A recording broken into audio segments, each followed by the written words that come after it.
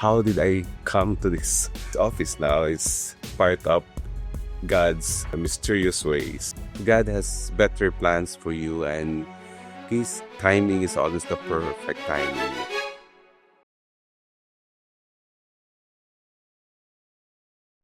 Hello, everyone, and welcome again to another rich edition of Men on Fire.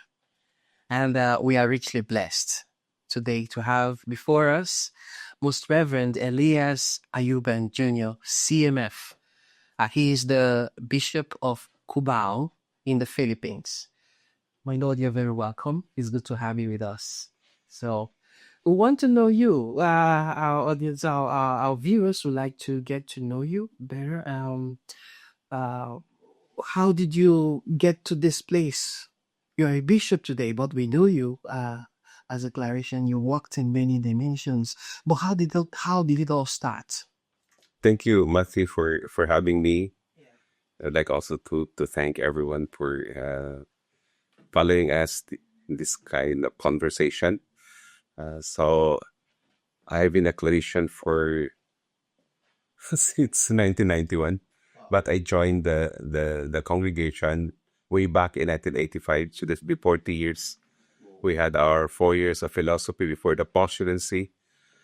Then I made my profession in 1991, ordained in 1996 as a Claretian missionary priest, and then recently appointed by Pope Francis as Bishop of the Diocese of Cubao. How did I come to this office now? It's part of God's mysterious ways. I never dreamed of becoming one.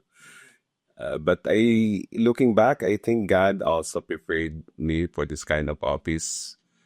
If I only look back on the kinds of responsibilities that I embraced, I serve as the provincial of the Father Gallardo province for almost 6 years. I almost finished the sexennium, and I look forward to going back to teaching until I get this announcement of my appointment. I also serve as the chairperson of the Conference of Major Superiors in the Philippines until my appointment also.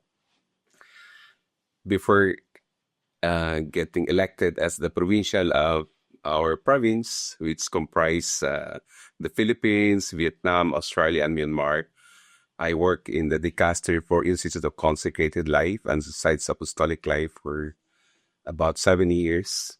And then prior to that, I serve in different capacities in our province as formator, as local superior, as member of the council, as professor. And since I'm a canon lawyer, I also serve in the tribunal and many more. So with these varied experiences, not to mention my being a pastor, a parish priest in a remote area in our mission area in the southern part of the Philippines. So looking back, I would say that maybe these different and varied tasks have prepared me for this kind of office in the Diocese of Cubao, which is actually in the heart of the city of the metropolis of Manila. And I thought that I would be assigned in the geographic periphery, but Cubao is where our provincial house is located. That is the diocese where there is the most number of religious congregations. We count 135 religious congregations in that particular local church.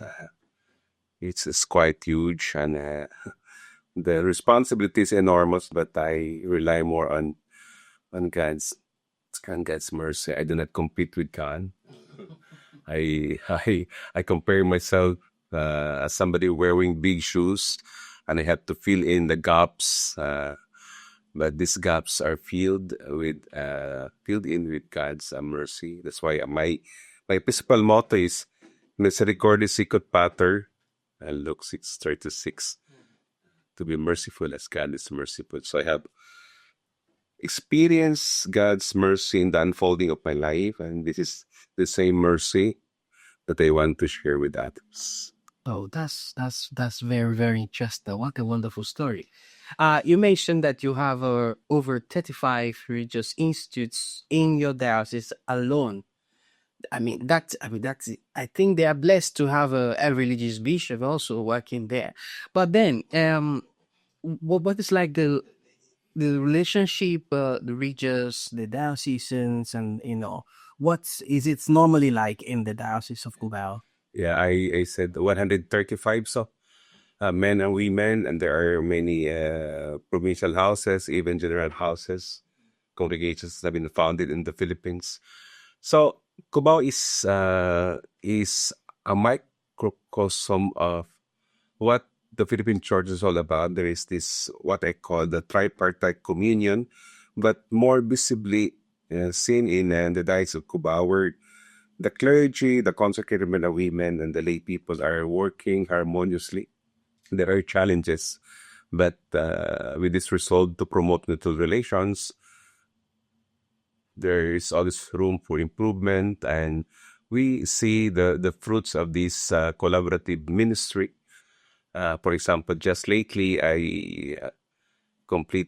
we completed different team ministries composed of lay persons and the clergy and the consecrated men and women. So it's a beautiful experience of synodality, working together. And by the way, that's one of the reasons, as far as I knew, that why I was assigned to this diocese, because I also work in the dicastery for consecrated life, and I've accompanied so many congregations in the Philippines and outside the Philippines. So for me, it's not something that is new to me. My art is also for the consecrated men and women, and promoting mutual relations is one of my advocacies, one of my priorities in the diocese. That's great. That's great. Um, I found out also, Anthony sent to the Mary Claret. I think he was richly blessed to have served in this kind of a function as a bishop. So there is some wonderful thing that you are bringing in there as a claretian. And our father founder also did a lot in this kind of dimensions. But in your own experience with us, you were just recently appointed, not up to a year now, right? So, and you're already doing so much. I can already see that you're doing quite a lot. What would you say is your driving force, particularly as declaration, especially that is pushing you, that is inspiring you in this that you have started and in many other things that you're already going to do for the diocese? Yes, only almost 7 months into office. On July 3, I will complete my seventh month, sorry. And that's a bit of a question, because my being a clerician qualifies my being a bishop. It's like it's already part of yourself. You cannot separate my being a clerician from my being a bishop. So what I am as a bishop is substantially and significantly conditioned by my formative years in the congregation. So, for example, when I reach out to those at the margins of the society, celebrating masses in places of urban informal settlers, that we call them squatters, or in the small chapels, I'm not inventing something that is not part of myself, because as a missionary, I've been doing that. So it comes naturally. And the way how I help promote this familiar spirit, this sense of even just a semblance of community life, which I'm trying to introduce to our Presbyterium, is not something that is new to me. So I'm just sharing what I am as a Claretian. In fact, every time I introduce myself as a Claretian bishop. with the, of course, with the initials in my name.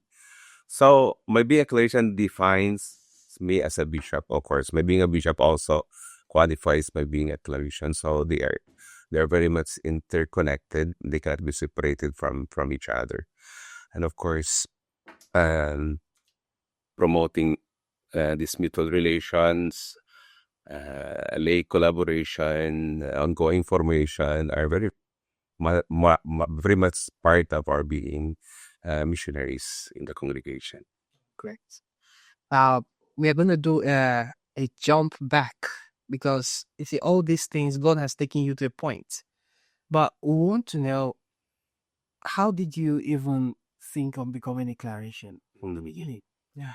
It's beautiful. I came from a province that is really we call this province a religious province for the fact that there are many vocations coming from this province of Bohol. If I may say this, Bishop Leo also comes from this province of Bohol.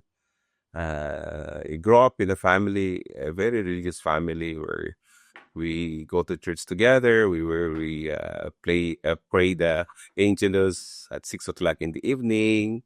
We're in the department stores. Everybody stops for the 3 o'clock habit, or people walking on the streets stop during the Angelus. So when you are in this kind of atmosphere, and when families are happy to have one or two of their children becoming priests or religious, heroes are born in this kind of environment. Bohol, it is Bohol. It is in the mid part of the Philippines, and we have several Claretians coming from this province. So it started from there, and there are no Claretians in this. I mean, there is no Claretian community there, but our vocation promoter up to this time goes from one diocese to another. In fact, at the time, almost the entire country. So I learned the congregation from this vocation promoter, and I was attracted the way how he presented the congregation. So I went to Manila, and and everything is already part of the history of my vocations.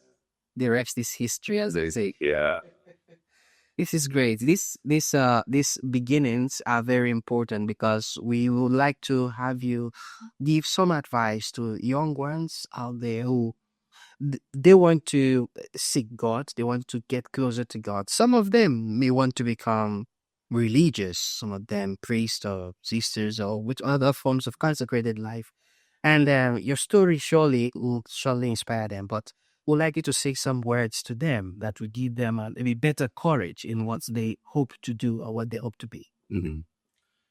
I would like to begin with the say of Kierkegaard. No? Life is looking forward, but is understood looking backwards. We do not know the plan of God or the plans of God for us. We have our own plans, but I'd like to invite our young brothers and those who are contemplating joining the religious life or the priestly vocation, just to be docile to the plans of God. We may not understand what are happening to us at the moment. Maybe there are apparent setbacks or detours or stops, but God has better plans for you, and His timing is always the perfect timing. In the past, I may not have understood why God has put me in this kind of position, bringing me to Rome and bringing me back to the Philippines. But in the long run, God has a perfect plan for us. Not necessarily to become a bishop, but to become the kind of servant that He dreams for each one of us. So for our young seminarians, for those who are thinking of embracing the consecrated life or the priestly life, just be very open to God's promptings, and also to be audacious. Do not be afraid, because God is already there before He calls you. And He knows our flaws. Just a few days ago, Pope Leo had this very beautiful and encouraging reminder for those who are ordained: do not be daunted by your flaws, because God's mercy is far much greater than our share of weaknesses, our share of shortcomings.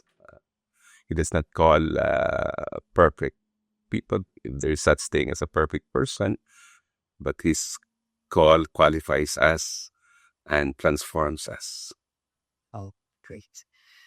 See, you have just re-echoed in a very wonderful way the theme of our last chapter, rooted and audacious. So looking back, rooted, and then audacious looking forward. We thank in a special way, Most Reverend Elias, uh, Mr. Ayuban Jr. CMF. Thank you for joining us today, and we're surely inspired today on this edition of Men on Fire. Thank you. Thank you, Father Matthew. Yeah, it's a pleasure. They call me Ellie for short, and it's more endearing. All right. Okay, grazie davvero. Thank you.